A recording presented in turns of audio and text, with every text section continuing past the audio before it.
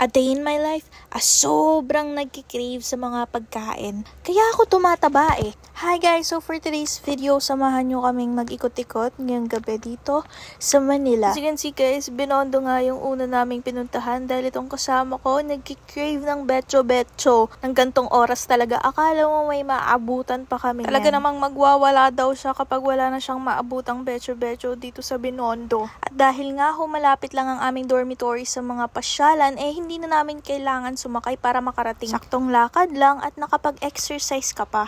At this moment, ito nga hong ka-roommate ko ay nagmamadali na para makabili ng betcho-betcho. And sadly, hindi na nga ho namin naabutan. Sobrang na-disappoint ang babae. Kaya naman, ang gagawin namin ay pupunta na lang kami sa Jones Bridge para doon na lang bumili ng mga pagkain. Habang pabalik na nga kami sa Esplanade ay nadaanan namin itong dessert at tinikman ko ay na-realize kong hindi pala to para sa akin. Ouch, double kill. May tumutulo. Ay, luha ko pala.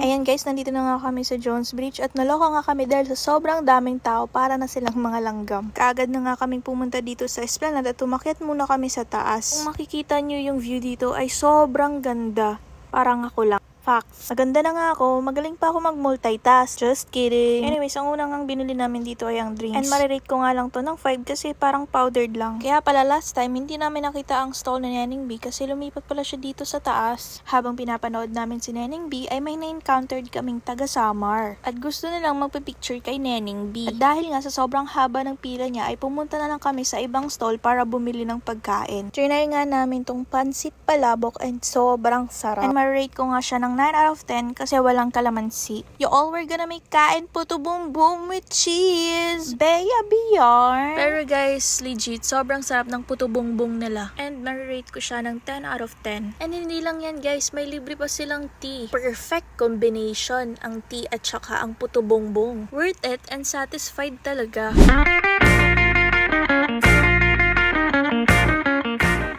Last nga namin kinain na itong barbecue na may kasama na siyang rice for only 100 pesos. And yung mga napili nga namin ay pork barbecue, Betamax, isaw, and mascara. At dahil tapos na nga kami kumain, nag-bounce na kaagad kami dahil malapit na mag 10 p.m.